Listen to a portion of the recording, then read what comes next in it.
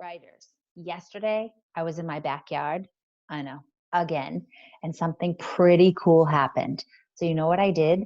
The very first thing I did was think to myself, I could write about this. So, let me show you my notebook.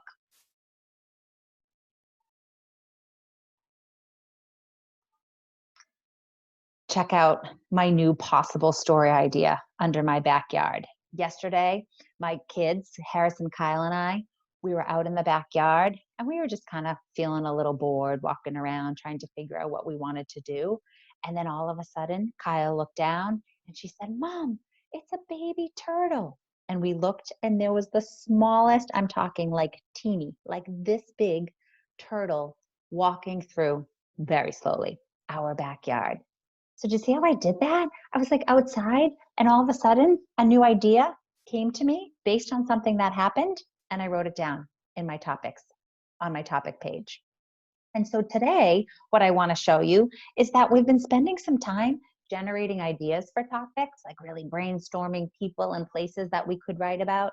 And maybe we've done a little bit of writing, but today's the day. Today's the day I want you to pick one of these topics that is calling to you, saying, like, write a story about me. And I want you to circle it and I want you to make a timeline, right? So I'm going to choose baby turtle because I'm feeling excited about this story. It just happened, so it's fresh in my mind. So I really want to write my story about finding that baby turtle today. So in my notebook, I'm going to circle baby turtle just to remind myself that this is the story that I'm going to write about today. And I'm going to turn my page. And if you remember, thinking about the writing process, after we have after we've chosen our idea for our story, the first thing that we do is before we just start writing our story is we timeline it. So we can think about exactly where we want our story to begin, what we want to happen in the middle, and how we want our story to end, right? So I'm thinking about my baby turtle, and I might just write like baby turtle up here. And then I'm thinking like where we were, where do I want my story to start? And I think I want it to start like where we're outside and we're feeling kind of bored, right? So I'm going to just write down bored. And then I want to like finding the turtle, right? And of course, I'm going to really talk about that part because Kyle was like, Mom, the turtle. Look, there's a turtle. And then Harrison and I kind of ran over and we scooched down and we looked closely at the turtle.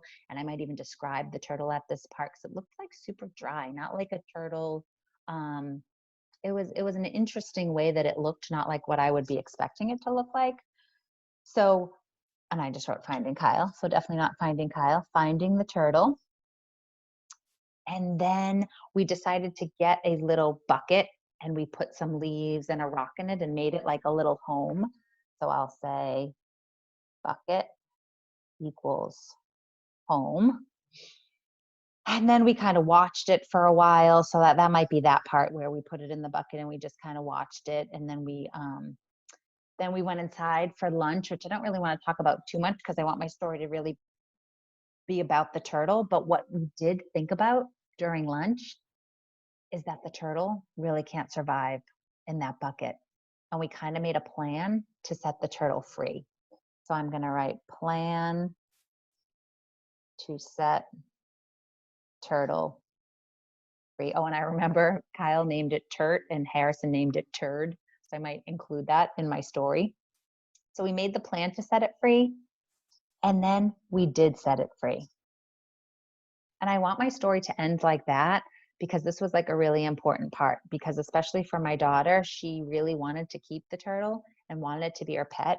And she was actually like really sad at this part where she set it free. It was like almost like all of these mixed emotions of like happy for the turtle, but sad that she didn't get to keep it.